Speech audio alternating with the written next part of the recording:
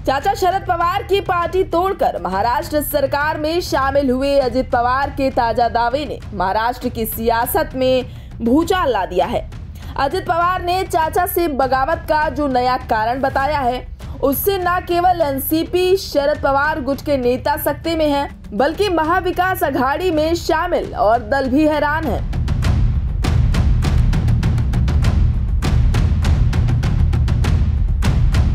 अजित पवार ने महाराष्ट्र सरकार में शामिल होने के लिए चाचा शरद पवार को जिम्मेदार ठहराया है।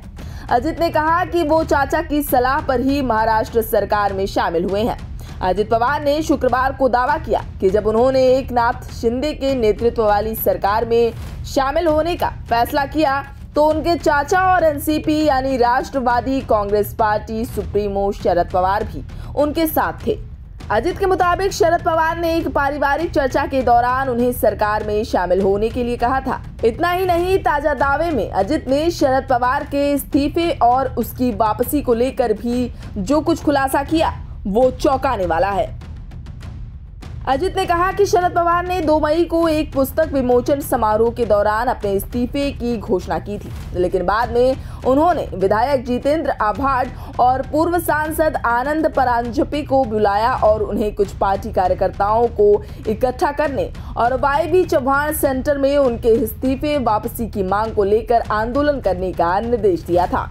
उन्हें अगर इस्तीफा नहीं देना था तो हमें बताना चाहिए था, ये सब करने की क्या जरूरत थी।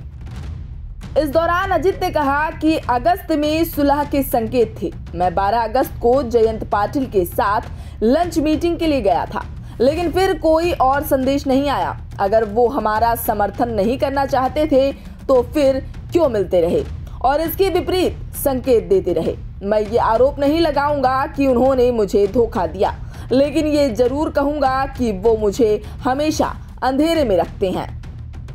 शरद पवार को लेकर भतीजे अजित ने अपने दावे में जो कुछ कहा उसके मायने काफी बड़े हैं। अगर अजित के दावों को सच माना जाए तो सवाल उठते हैं कि क्या शरद पवार ने जानबूझकर ऐसा किया? क्या शरद पवार की महाविकास अघाड़ी में शामिल पार्टियों से किसी तरह की नाराजगी थी या फिर उनके दिमाग में कुछ और चल रहा था? ये सवाल तब तक सिर्फ सवाल रहेंगे जब तक शरद पवार की तरफ से अजित के दावों पर कोई रिएक्शन नहीं आ जाता। ब्यूरो रिपोर्ट, इंडिया पब्लिक खबर।